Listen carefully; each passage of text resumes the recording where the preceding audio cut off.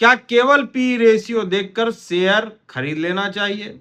और P ratio हमें क्या बताता है? आज की वीडियो में हम इसे बिल्कुल आसान भाषा में समझेंगे।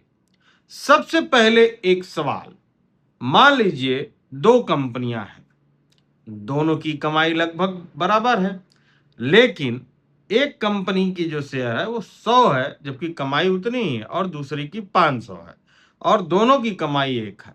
अब सवाल यह है कि कौन सा शेयर महंगा है और कौन सा सस्ता है। यहीं पे पी रेशियो काम आता है।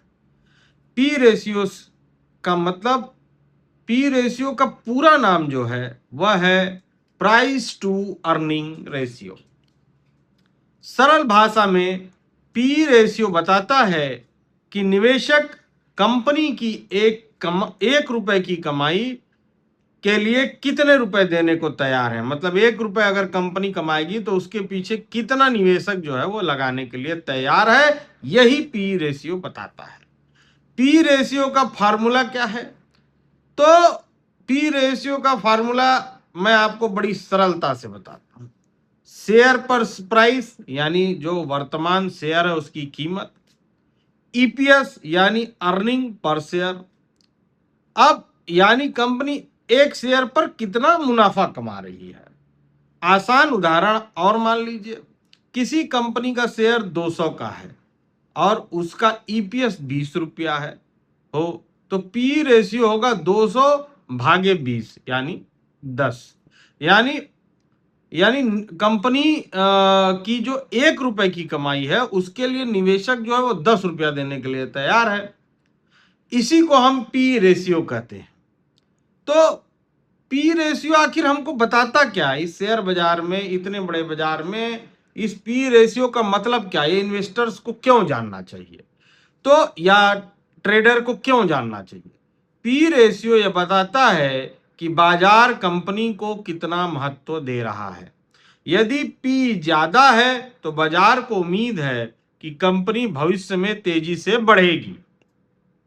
यदि पी कम है तो हो सकता है कि कंपनी की वृद्धि धीमी हो या बाजार उसके बारे में ज्यादा उत्साहित न हो, ज्यादा उसको तवज्जो न दे रहा हो।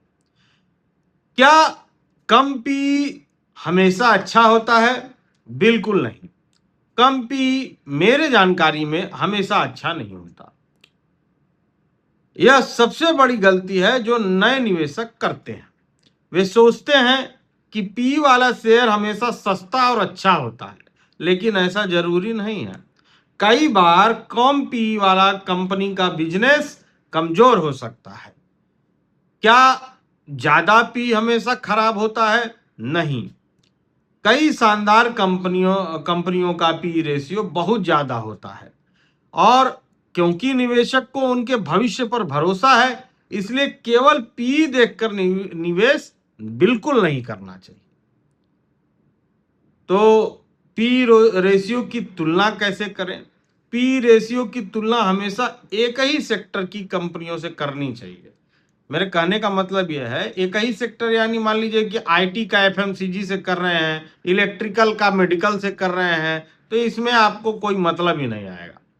एक बैंक का पी है तो बैंक का ही होना चाहिए। एक आईटी का पी है तो आईटी से ही उसका कंपैरिजन करिए। एक एफएमसीजी का है तो एफएमसीजी से ही करिए। तो अलग अलग उद्योगों की तुलना अलग अलग करनी चाहिए। निवेशक पी रेशियो क्यों देखते हैं, यह प्रश्न आता है।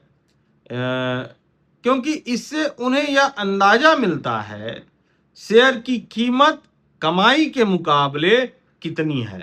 यानी कहीं शेयर कमाई हो ही नहीं रही, शेयर ज्यादा है, बाजार कंपनी को कितना महत्व दे रहा है। शेयर अपेक्षाकृत महंगा है या सस्ता है।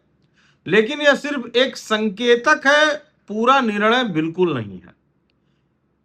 निवेश करते समय पी रेशियो को देखें, लेकिन साथ में कुछ चीजों पर और ध्यान दें। कंपनी का मुनाफा, कंपनी का कर्ज, भविष्य की विकास की संभावना, उसका बिजनेस मॉडल क्या है, मैनेजमेंट की गुणवत्ता क्या है, पी रेशियो के साथ साथ इन सभी चीजों का भी आकलन करना चाहिए। तो दोस्तों, आज हमने क्या सीखा?